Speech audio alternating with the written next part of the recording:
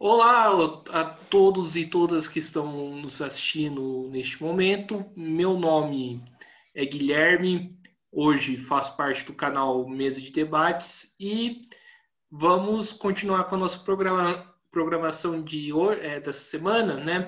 No dia de hoje vamos conversar um pouco, né, sobre a questão da reabertura das igrejas em plena pandemia, algo que está sendo bastante discutido, né, entre vários setores da sociedade, né, e a gente quer também, né, trazer essa discussão, né, sobre esse tema, né, que é tão debatido, né. Então, eu convidei aqui o professor Jorge Ribeiro, né, da PUC São Paulo, né, para conversar um pouco, né, sobre esse tema. Professor, antes da gente começar, por favor, se apresente-se. Olha, boa tarde a você, Guilherme. Agradeço o convite. Boa tarde a quem nos acompanha e a quem nos verá e ouvirá a partir da gravação. Eu sou,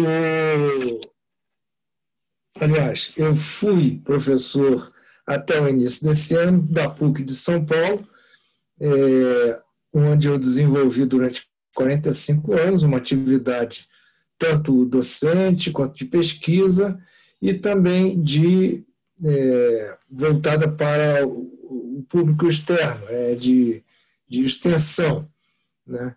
Eu cheguei a ser titular e livre-docente em ciência da religião e, e completei nessa universidade meu mestrado e meu doutorado. Tenho vários livros publicados, até essa semana passada. E na próxima sairão mais dois livros, né? Um chama-se Das Profundezas Clamo a Oração de Vítimas de Violência Doméstica e de Moradores de Rua, moradores em situação de rua. E um próximo será um romance, meu segundo romance, que chama-se O Assassinato do Jornalista Suicida. Aliás, deixa eu mostrar a capa do meu livrinho que saiu.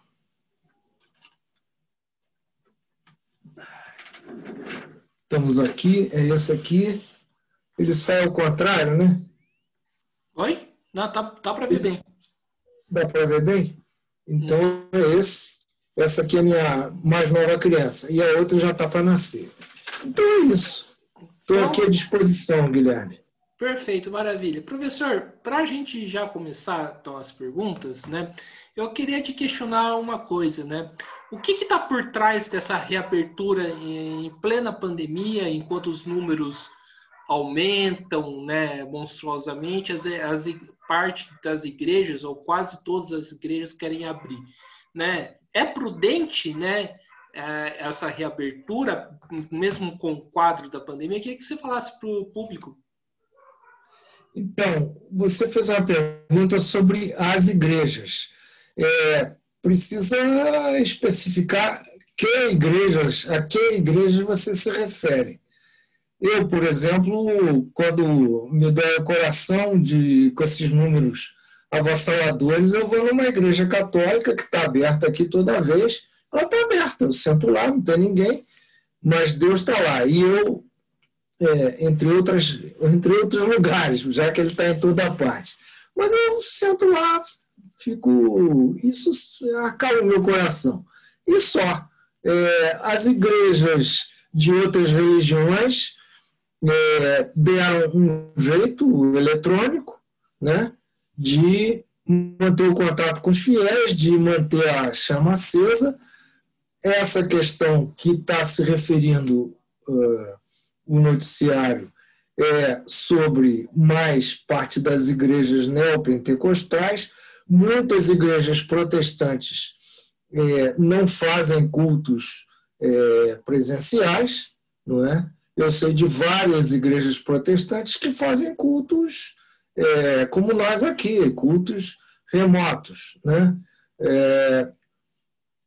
O Papa mesmo, na quarta-feira, ontem, ele fez a sua audiência de toda quarta-feira ele faz, e manteve o distanciamento. Todo mundo de máscara, todo mundo mediu a temperatura antes.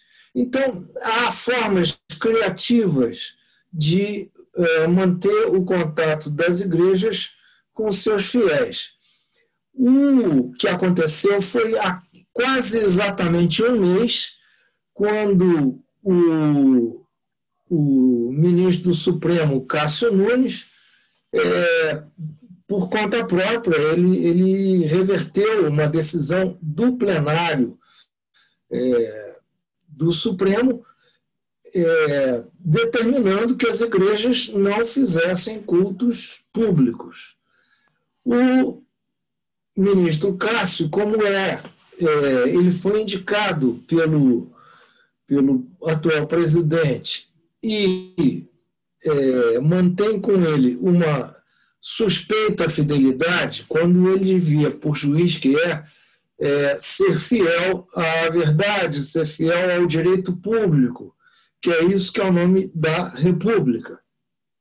Então, ele reverteu essa situação de proibição de cultos públicos, mas 3 ou 4 dias depois, o plenário do Supremo negou essa decisão do ministro Cássio por 9 votos a 2, o dele e o do ministro Dias Toffoli.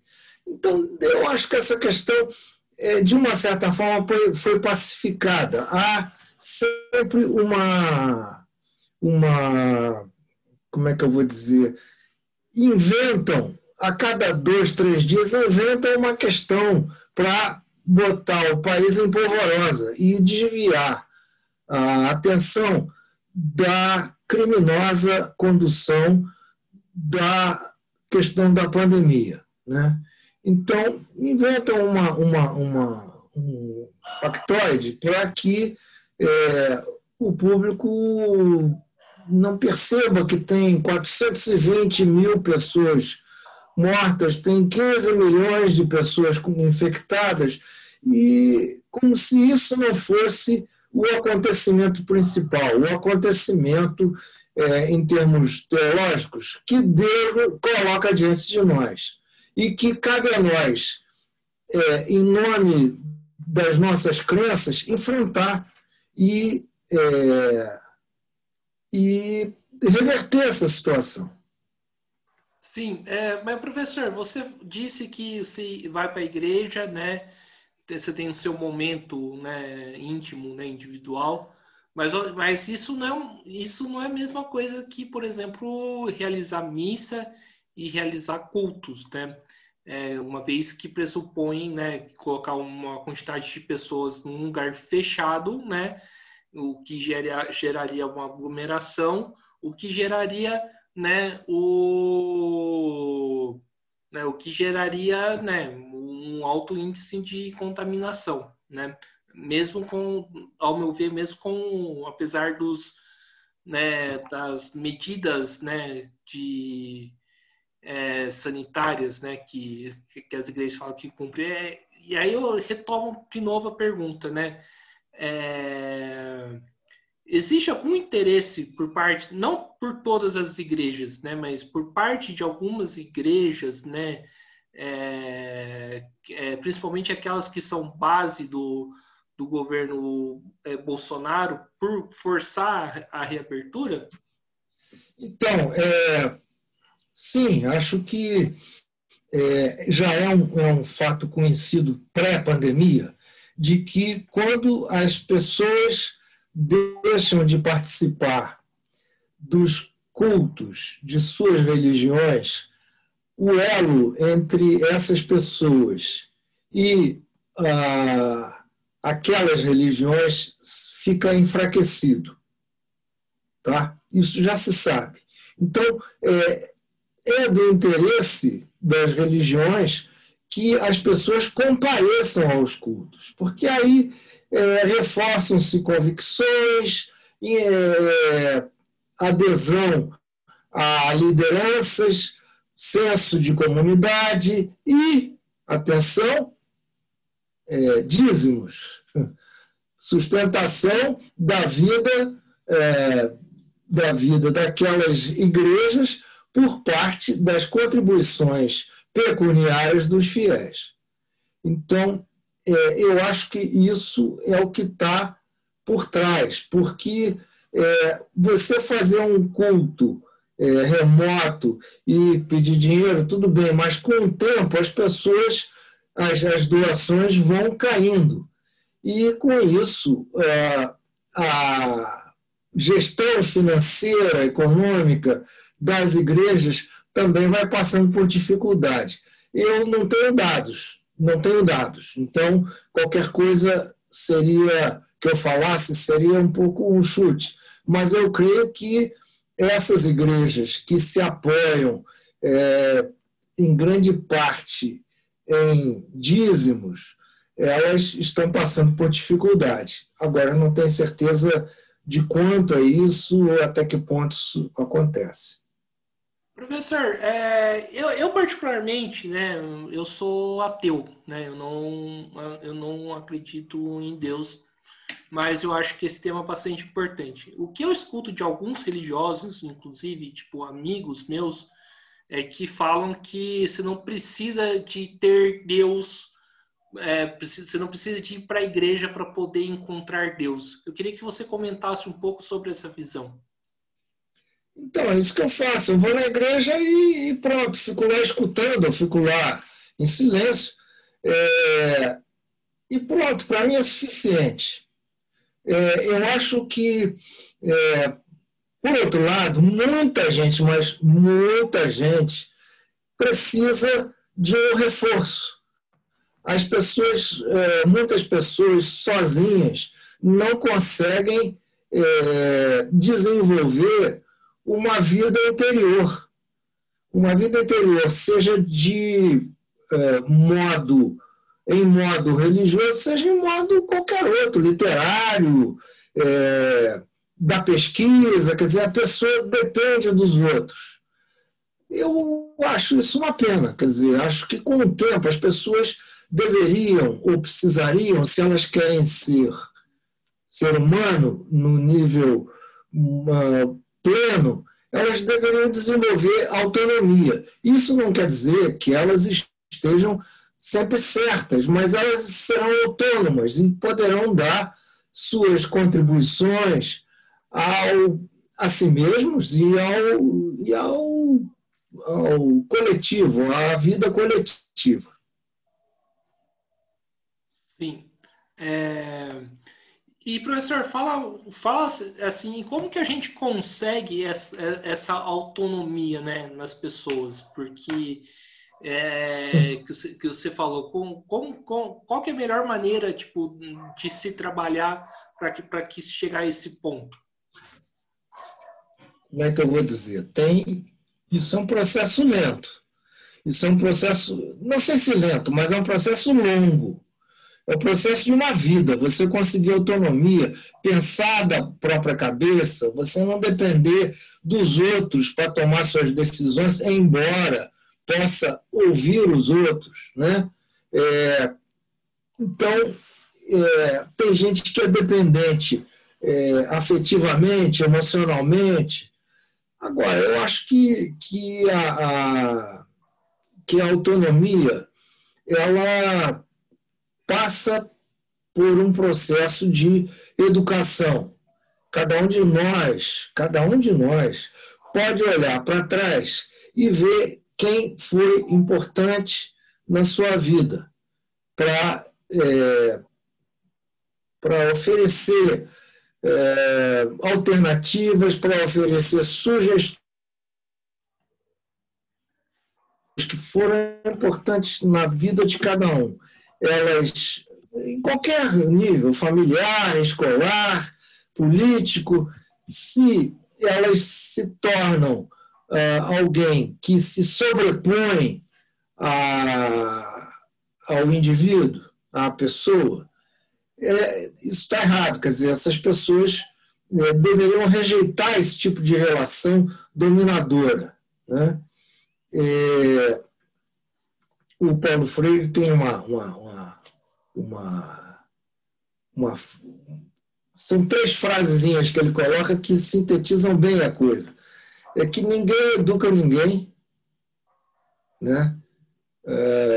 Ninguém se educa sozinho, mas nós nos educamos em comunhão, em diálogo, em debate, inclusive, em contradição, e com isso a gente vai afinando a nossa interioridade. Havia um escritor muito bom, muito interessante, chamado Arthur da Távola. Isso aí é o pseudônimo dele. O nome mesmo é Carlos Alberto, eu não lembro, ele faleceu. E ele dizia assim, quem não tem vida interior padece de solidão. Quer dizer, a pessoa se perde dela mesma. Eu, ao longo das milhares de leituras, de livros que eu li, eu fui construindo, consolidando uma convicção de que cabe a cada um, é uma tarefa de cada um,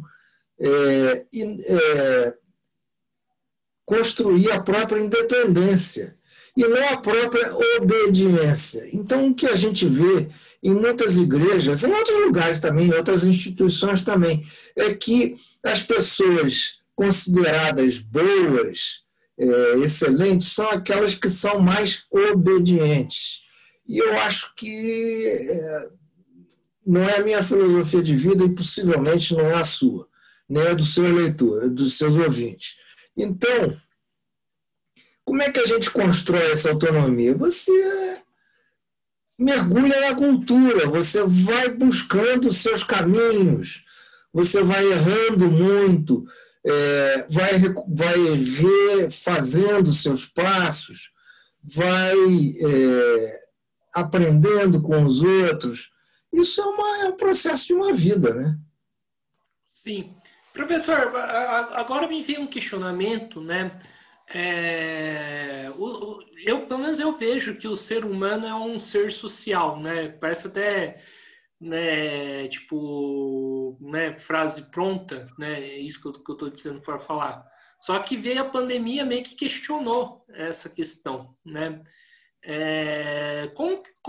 Ainda nessa questão da autonomia, como que a gente faz, né? Como que a gente lida com essa questão, uma vez que o ser humano é um ser social, né? Não um ser individual? Não, desculpa, acho que é individual também, né? É social e também individual. Uma coisa não exclui a outra, né? Eu acho que a individualidade se nutre da sociedade. E a sociedade precisa de gente que seja, quanto possível, autônoma, que possa trazer contribuições originais, contribuições inteligentes, estimulantes, agradáveis, amorosas. Então, se você ficar esperando alguém dizer para você o que você deve fazer, você não faz nada, nunca vai avançar. Então, eu acho que essas duas condições que a gente tem, por exemplo, você tem um nome, Guilherme. Agora, se de Almeida Soares é da tua família. O Guilherme é você, é o seu RG, é o seu CPF e tal. E mesmo assim você ganhou da família esse nome Guilherme, né? Então a gente, desde o princípio, é social, sim, mas a gente, entre o nascimento e a nossa morte, que são as duas únicas certezas que a gente tem, a gente constrói um caminho, constrói uma direção. Claro que, por exemplo, ninguém sai falando uma língua que ninguém conhece, que ninguém entende. A gente fala, nós estamos nos entendendo graças à herança que este país, que esta cultura nos deu, que é a língua portuguesa, que é a nossa pátria, né? Então a gente fala, a gente se comunica ideias, comunica dúvidas, incertezas, e também comunica sentimentos graças a essa língua. E é engraçado, porque eu estou falando aqui e você está me entendendo. Você estava me falando e eu estava te entendendo. Então, essa compreensão, essa comunicação entre dois indivíduos, ela se dá em base a uma contribuição que a gente recebeu da sociedade. Sim. E, professor, agora mudando, assim, ainda nessa questão da reabertura, né, eu queria que você falasse, né, do impacto eleitoral, né, uma vez que ano que vem teremos eleições, né, e pelo andar da carruagem será eleições assim bastante, né, turbulenta, conflituosa, né, e tem uma base e as igrejas têm uma base eleitoral muito forte, né? Existe um medo, né, primeiramente dos políticos sofrendo um impacto eleitoral com o fechamento das igrejas e podemos dizer que assim que os fiéis são utilizados assim entre aspas, né? Se você quiser corrigir o termo, sinta-se à vontade, massa de manobra pelas lideranças religiosas? Então, olha, assim, as religiões têm um poder imenso, um poder de induzir, de conduzir aquilo que eles chamam de massa, você chamou de massa de manobra, mas chamam de seu rebanho, tem um poder imenso. Tanto que foi um avanço civilizatório. Deu uma travada e já. Deu? Tá aí? Tá, pode continuar. A separação entre as religiões e a vida política. Também, isso foi um avanço já da Revolução Francesa, da Revolução norte-americana. E também a ideal, que não é realizada, ideal separação entre a vida política e a vida econômica, da riqueza e da vida familiar. Quer dizer, essa forma de governar do atual presidente com seus filhos, né? Com seus filhos. Isso é nada republicano. Ninguém filho de presidente não é cargo dentro do governo. Não existe, não devia, embora tenha influência, não deveriam ter essa ascendência que eles têm. Todos os quatro. Agora tem um filhote aí que está aparecendo, todos eles, né? Então, a separação entre política e religião, ela tem uma sabedoria por trás, que é a não acumulação de poderes extraordinários, né? Do poder político com o poder religioso, o que gera uma teocracia, que a gente, quer dizer, o governo, o poder divino, né? Aqui nessa terra. Então, eu considero que esse uso eleitoral das religiões, ele é, por toda a lei, reprovável, deve ser rejeitado, né? E nem todas as religiões fazem isso. Hoje dia 13 de maio de 2021, saiu nos jornais, no jornal que eu leio, mas nos outros, o resultado do Datafolha, em que o presidente atual ele caiu muito na aceitação dele e aumentou muito a sua rejeição, o que é compreensível, quer dizer, não tem nada de espantoso nisso. E, ao mesmo tempo, foi feita uma pergunta de quais religiões que apoiam mais. A religião que apoia mais são as igrejas neopentecostais, embora haja uma crescente oposição dos evangélicos de esquerda, né? das religiões protestantes, que não, tradicionais, que não são necessariamente evangélicas. Os católicos têm um índice grande de rejeição e os espíritas, que são um segmento bastante mais culto e mais de maior poder aquisitivo do que as demais religiões. Esses têm uma aprovação mínima do presidente. Então, é de se crer que as religiões, que o uso do valor religioso, como se fala, o uso do nome de Deus, seja cada vez menos em vão, né? E a gente espera isso, quer dizer, que através do debate político, a manipulação de evangélicos, seja por seus pastores, seja por milicianos, está havendo uma apropriação dessa coisa nojenta chamada milícia, da liderança religiosa, uma apropriação, ou seja, uma aliança, né, em que as pessoas são altamente exploradas, né, e perdem a sua autonomia, assim, não individual, não autonomia íntima, mas autonomia de ir e vir, o direito de ter segurança, né? Então, isso, eu acho que essa discussão tem que ser sempre levada. Esse teu programa aqui é uma pequena fagulha nesse ambiente que muita gente já questiona isso. Essa questão da abertura das igrejas, você vê que passou um mês, ela ainda existe, pode ser que reacenda, mas parece que baixou o fogo. O Supremo decidiu e pronto. Então, cabe às pessoas obedecerem. Por quê?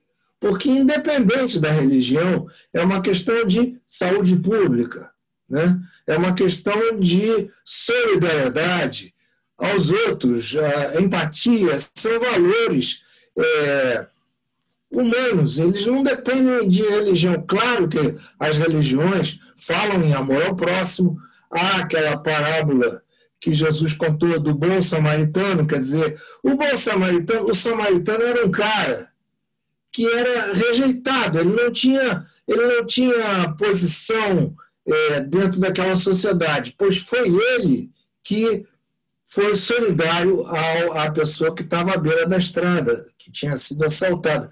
Os religiosos passaram a olhar e foram em frente, né? Então, do ponto de vista de quem é religioso, de quem tem referência religiosa, o que se vê, Jesus falou, olha, dai a César o que é de César, e a Deus o que é de Deus. Então, César é a vida secular, é a vida política. Vamos dar às pessoas responder às necessidades de saúde, de sobrevivência, e deixar de... Se a religião é contra isso, azar da religião. Mesmo para a pessoa que seja a mais devota possível, em nome dessa adesão, dessa devoção que ela tenha, ela tem a obrigação de rejeitar os ensinamentos que vão contra a defesa da vida. Sim. Professor, você falou bastante da questão da relação governo, e principalmente o governo federal do Bolsonaro, e a questão da religião, né? Eu vejo algumas coisas, assim, você bem sincero, eu vejo alguns comentários de Facebook, né, de internet, tá certo? Que na internet é o verdadeiro lixão, céu aberto, dependendo dos casos, né, de gente religiosa dizendo, né, temos que orar para o nosso presidente, né, vamos rezar para o nosso presidente, até proporam fazer jejum para o Bolsonaro, né? E isso é uma coisa que me assusta bastante, né? Tipo, eu posso até ser novo, né? Mas eu nunca vi na história do país algo desse tipo, né? Eu queria que você comentasse um pouco mais isso, né? Essa relação governo e principalmente o governo Bolsonaro, religião, né? Esse discurso, né? Assombroso, né? Que fazem em cima disso. Olha, eu acho. Então, eu rejeito inteiramente esse tipo de contrabando. Também tem o contrabando da política na religião, quando pastores, sacerdotes, freiras usam a sua ascendência sobre o público para ganhar prestígio, para ganhar eleição mesmo, né? E, ao mesmo tempo, eu rejeito também o contrabando, né, da religião para dentro da política. Então, vamos rezar pelo presidente. Isso é uma... Tá bem, vamos rezar pelo presidente. Tem que rezar por todo mundo. Tem que rezar pela libertação do povo, né? Mas isso não deve ser o comportamento padrão das pessoas. Política é política, e a religião é outro ambiente, né? Se eles se misturam, eles acumulam um poder enorme em detrimento daquilo que a gente estava falando, da liberdade das pessoas, inclusive da liberdade interior. Na Bíblia, no Novo Testamento, tem uma coisa que Jesus falava, que era um judeu. Jesus era judeu, tá certo? Ele não era cristão, ele não rezava o terço, não usava batina. Jesus era um judeu liberal, tá? Ele chegou e falou assim, olha, alguém perguntou qual é a síntese de toda a religião, tal. Jesus falou, ou do sábado, que era o símbolo, o sábado era o símbolo da religião judaica. Ele falou, olha, a religião verdadeira é acolher o órfão, a viúva e o estrangeiro, que eram as pessoas mais sem poder, né? Naquela sociedade. Então, você ter a solidariedade pelo mais desvalido, isso é que é a religião. Pronto. Não é aquele que é devoto, que vai na igreja, aquele que reza em voz alta, aquele que tem posições de poder hierárquico dentro da religião. Esses foram os que crucificaram Jesus. Não foram os judeus que sacrificaram, foram os chefes dos judeus que conseguiram o aval, que pressionaram, que forçaram o poder dos romanos a sacrificar, a crucificar aquela pessoa, né? Mas isso daí é até que ponto que se leva o poder religioso no âmbito político. Sim, professor, eu queria agora entrando um pouquinho mais uma questão mais de histórica, né? E eu queria que você demarcasse a sua posição, né, dessa relação ainda política e religião no país, né? No seu entendimento, a que se deve isso, né? A presença da política dentro da religião e na religião na política. Então, assim, eu já sou grupo de risco. Eu não sou mais porque eu já fui vacinado 2 vezes. Boa. Então, tenho uma certa idade. Eu sou de um tempo em que havia uma liga eleitoral católica, em que havia uma coisa chamada... eu participei, eu vou contar a você, todo mundo tem a sua chaga na sua vida. Eu era garoto ainda, eu participei de um negócio chamado, em 1964, no iníciozinho de 1964, um ano horrível na história do Brasil e dos brasileiros. No iniciozinho de 64, eu participei de um negócio chamado Marcha da Família com Deus pela Liberdade. Essa Marcha da Família, a gente acho que se reuniu no colégio religioso, botaram lá uns cartazes que já estavam feitos, umas armaçõezinhas com um paninho pendurado, pintado. Entramos no ônibus e fomos para um lugar lá onde se concentrou um monte de gente. A gente tinha o terço, o rosário, e começamos a rezar o rosário, a cantar cânticos. A gente nem sabia o que estava fazendo lá, né? Então, isso em 64. Bom, o catolicismo, durante muito tempo, cedeu à tentação de se apropriar do poder religioso. Essa tentação começou muito antes, quer dizer, no ano 313, quando Constantino se converteu ao cristianismo e aí foi forçando até que o cristianismo se tornou a religião oficial do Estado romano, do Império Romano.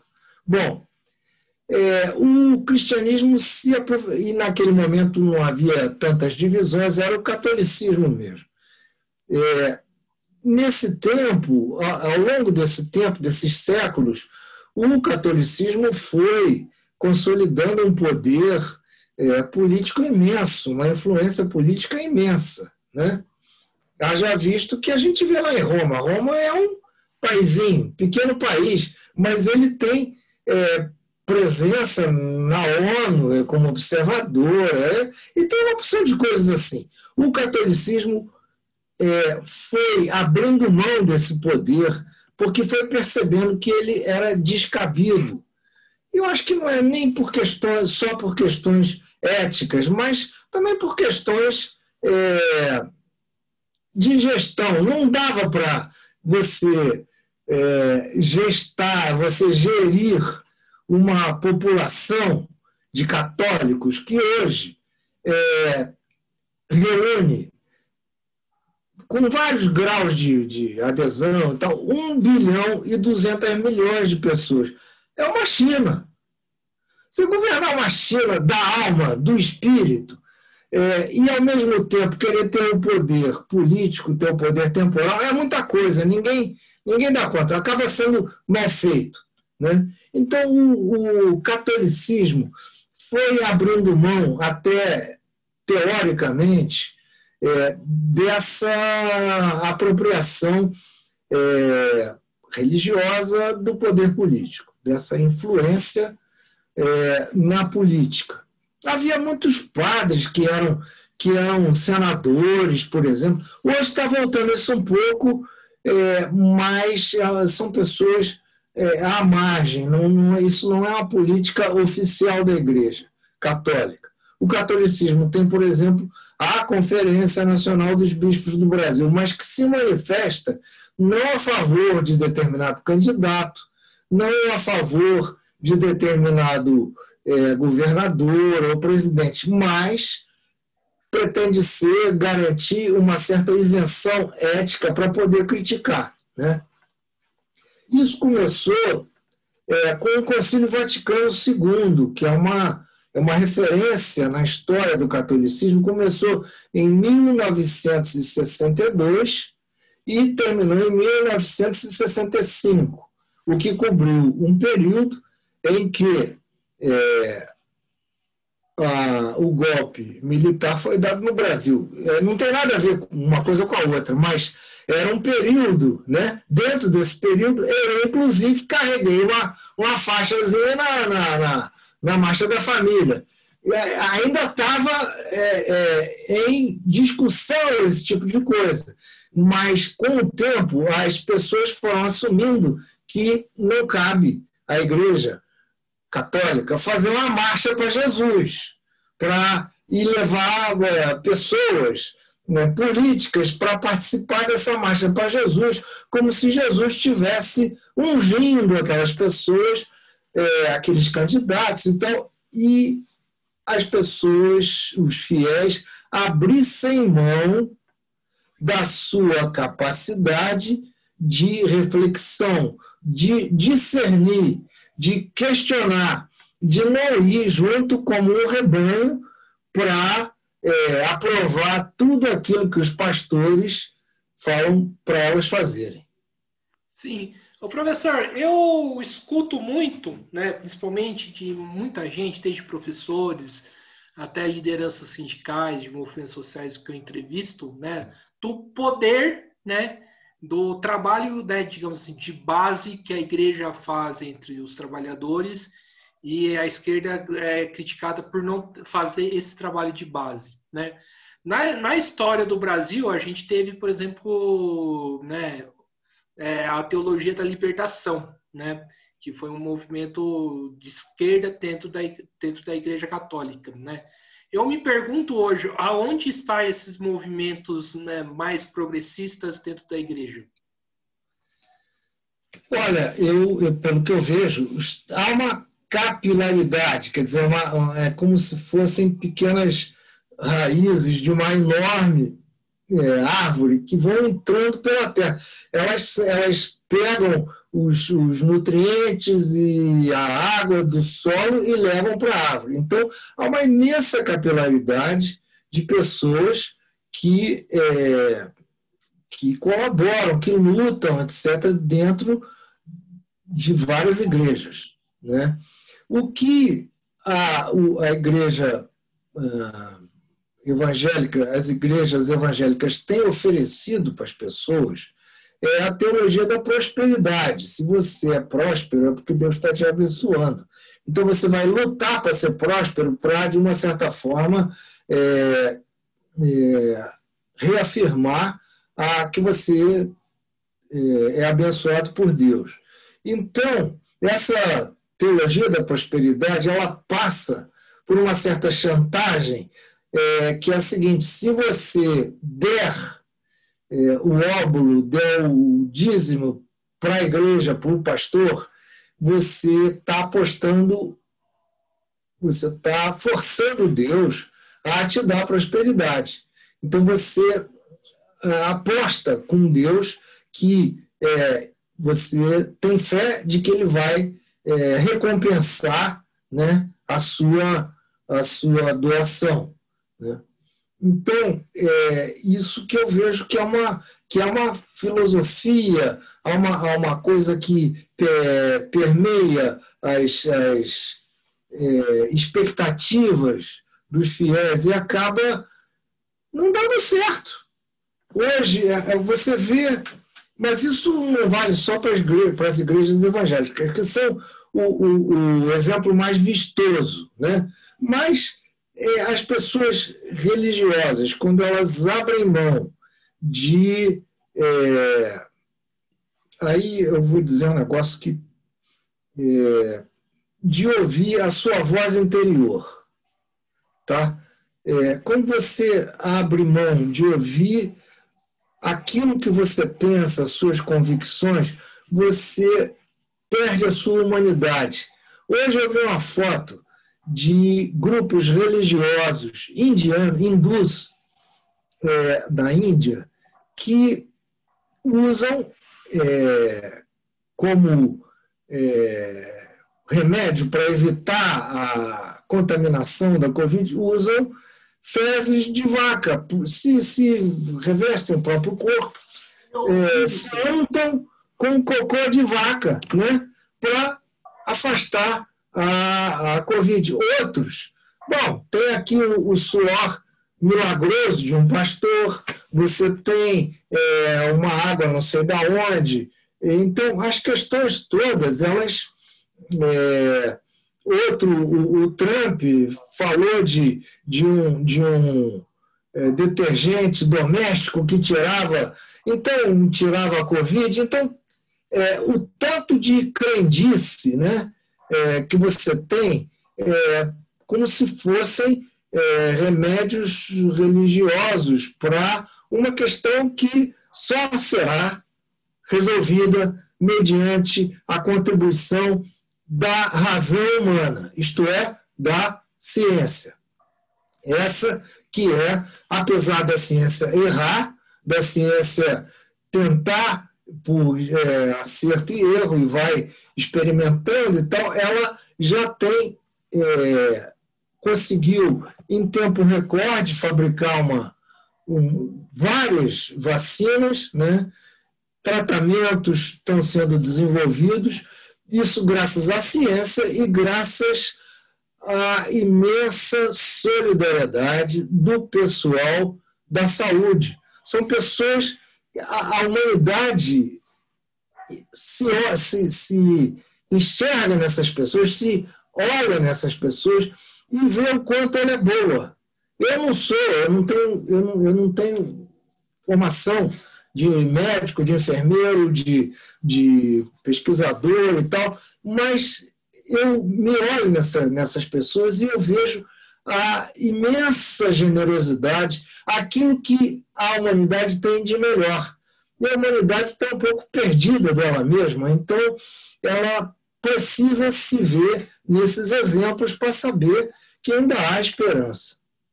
Sim, professor, uma coisa que me chama muita atenção, né, é que a gente vê os cristãos protestando pela reabertura das igrejas, mas a gente não vê, por exemplo, outras religiões fazendo o mesmo. Pelo menos eu posso estar errado, se me corrija. O que o cristianismo tem que as outras religiões não têm? O que as outras religiões têm que o cristianismo não tem?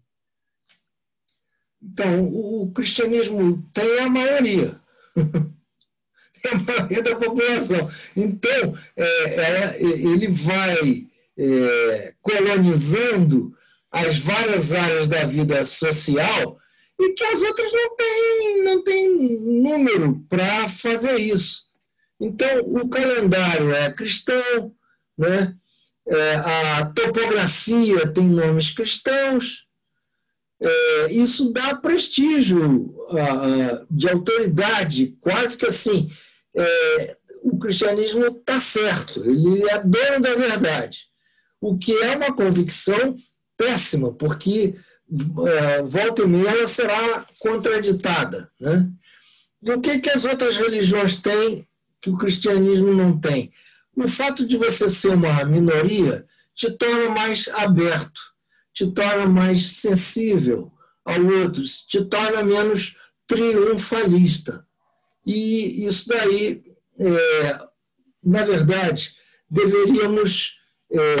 eu acho que as religiões não dão um bom exemplo neste momento, porque elas querem...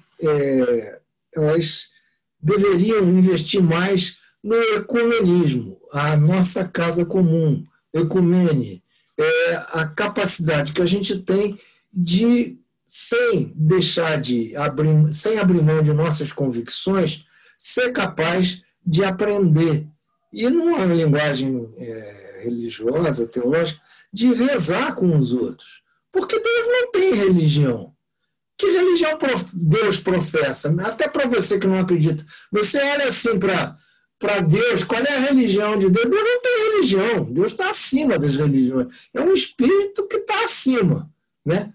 Então, eu acho que essa capacidade que a gente tem de aprender uns com os outros, de cada um rezar ao seu Deus e ao Deus de todos, é o que pode motivar. Mas eu acho que, mais do que isso tudo, quem está dando os valores maiores é a ciência e o pessoal da saúde. E tudo que contrariar isso seja colocado em segundo plano, seja até rejeitado, mesmo que seja uma religião. Sim. Professor, você falou uma coisa muito interessante, né, da questão de aprender com o outro, né? Eu queria que você aprofundasse mais, né, essa questão. A Igreja Católica, as igrejas cristãs, né, elas podem aprender, ter influências de outras religiões que são minorias hoje, e como que poderia se dar esse aprendizado? Olha, eu acho que deve. Por quê? Porque as religiões, elas são produto. Então, elas contribuem para o tesouro. Tem uma travada aqui e já o professor Jorge Ribeiro volta. Professor, você está na escuta?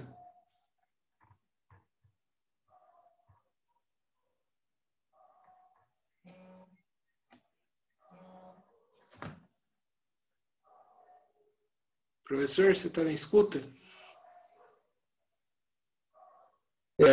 Da humanidade, ir além dos seus das suas... Guilherme? Pronto, voltando. Voltando.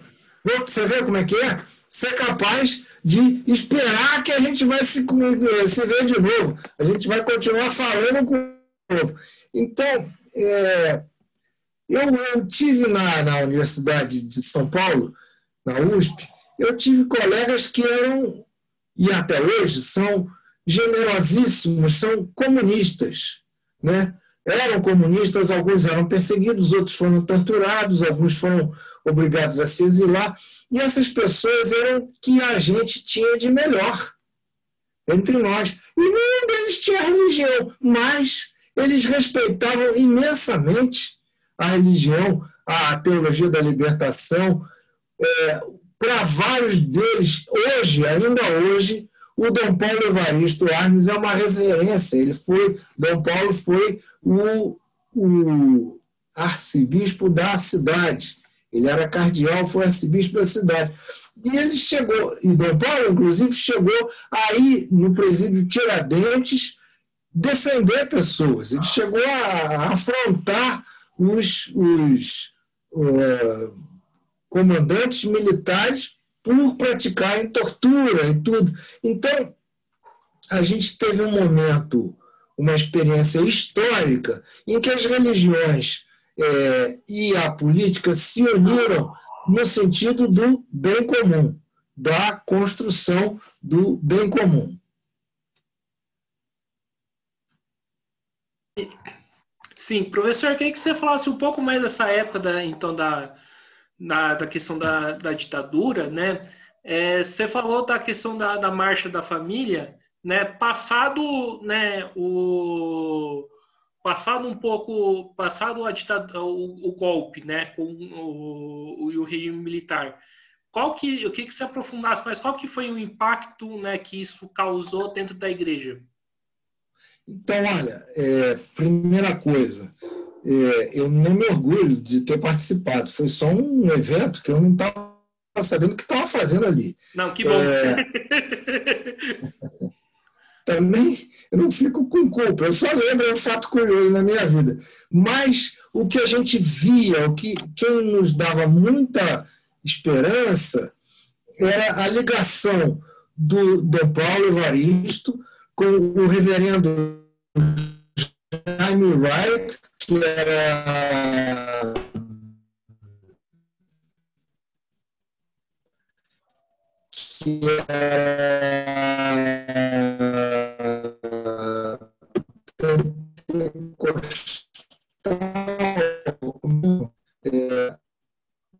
eles são uma frente única e ampla, tá? Dois grandes eventos em que a Igreja Católica, para além da sua capilaridade cotidiana das comunidades eclesiais de base, que brotavam que nem cogumelo depois da chuva, dois eventos importantes foram a missa na Sé, pelo estudante, em prol do estudante, de sétimo dia, do estudante Alexandre Vanuc Leme, que foi morto pelas forças militares, era um estudante da USP, e depois a morte, o assassinato do jornalista Vladimir Herzog, isso em 1975, faz tempo já, né? Eu estava vivo naquele momento. Então, a gente, a do Vladimir, eu estava em outro estado, não vim, mas a do Alexandre foi um momento importante de repercussão nacional, de falar, olha, agora basta, né? A ditadura permaneceu ainda uma década, né? Mas foi um momento assim, de virada importante, né?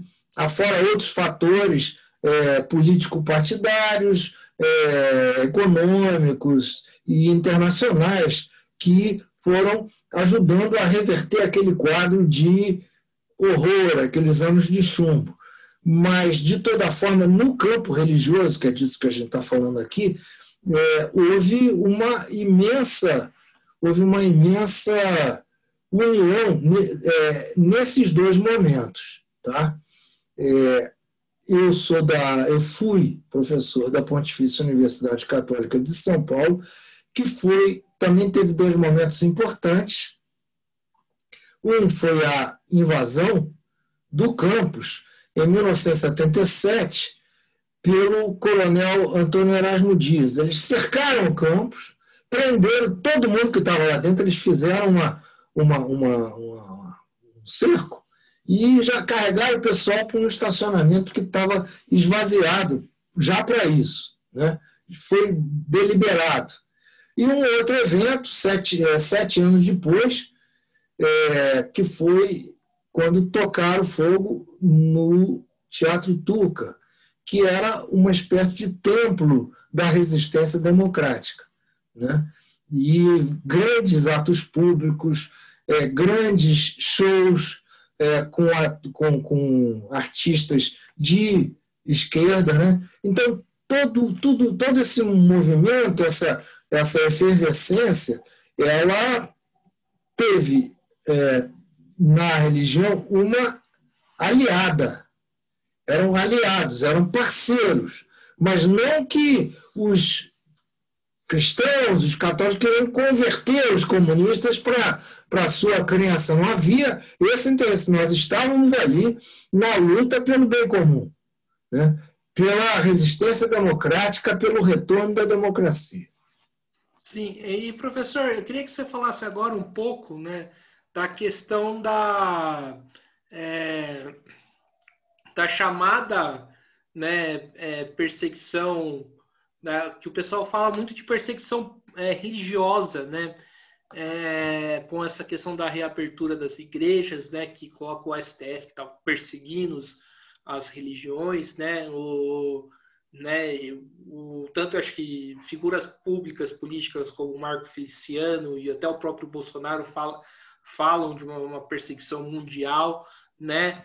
Eu queria que você falasse um pouco em relação a isso, né? Essa sua análise sobre esse argumento de quem quer a reabertura das igrejas. É cristofobia, né? Cristofobia. Toda vez que alguém usa esse argumento, me dá uma coceira, rapaz, de sair dando porrada, viu? Mas não faço isso, nem eu tenho esse poder físico, mas de qualquer jeito me dá vontade de sair gritando, xingando, batendo panela, que eu tenho feito muito, mas eu acho que isso daí já existia no tempo de Jesus, são os falsos profetas, né? Isso está na cara, cheira mal, tem um odor fétido, né? De que estão usando a religião em proveito próprio. Agora, o que eu lamento é que as pessoas assim, cedem.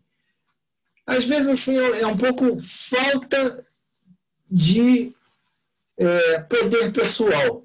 Foi no início da nossa conversa. Falta de autonomia, falta de pessoas capazes de abrir mão da condução da sua vida por parte de outros e você arriscar, você correr o risco de conduzir a sua vida você mesmo. Sim. Aí eu me questiono, né?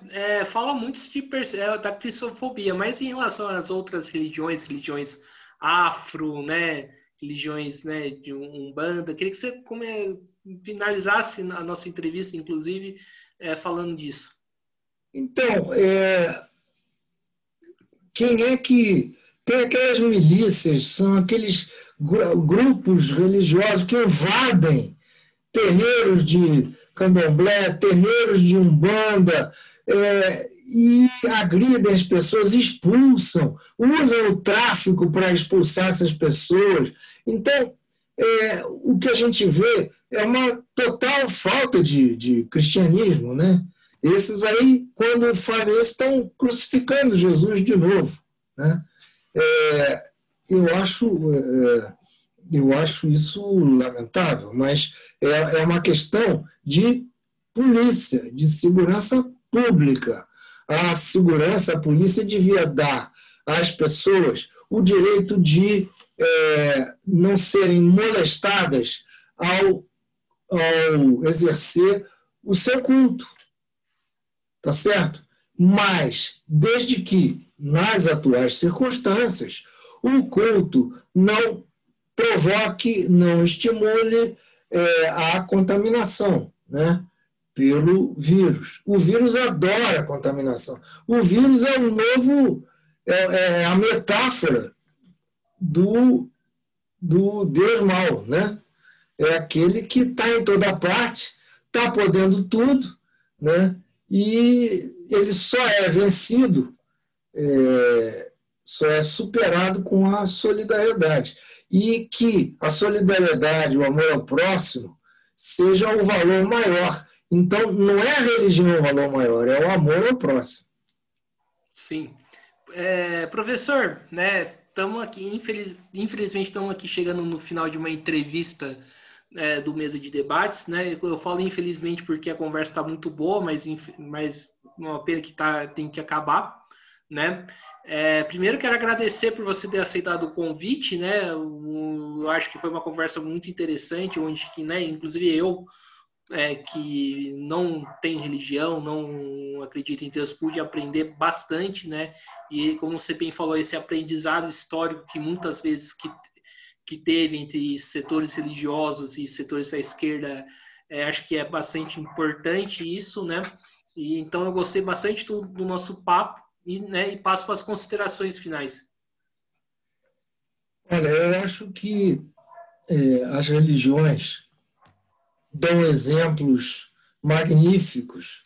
A Madre Teresa, a Irmã Dulce, os frades dominicanos do tempo e até hoje, eles dão exemplos importantes do amor para o Papa Francisco, né? Até parece que a gente tem que. O Papa tem que ser bom. Não, nem sempre. Nem sempre os papas deram bons exemplos. Mas o Papa Francisco dá um exemplo maravilhoso nas suas preocupações com os pobres, com a ecologia, com os migrantes. Então, isso que eu falei dos católicos, mas há exemplos magníficos, como Dietrich Bonhoeffer, que morreu ao enfrentar o domínio nazista e tal, e vários outros, muitos outros, né? Então, eu acho que a gente tem que aprender das religiões os seus bons exemplos de que o amor ao próximo é o valor supremo, e não necessariamente a adesão religiosa. Não, sim. Então, professor, mais uma vez agradecendo, né, você por ter aceitado o convite, né? Também quero agradecer a você que está assistindo esse vídeo, né? Peço para que se inscreva no canal Mesa de Debates Título um Pouco, né? Curta esse vídeo no YouTube, né? No Facebook, compartilhe nas redes sociais, né? Curta a nossa página Mesa de Debates no Facebook e siga a gente no Instagram, né? Então, né, pessoal, fiquem atentos à nossa programação do canal e até a próxima. Fui!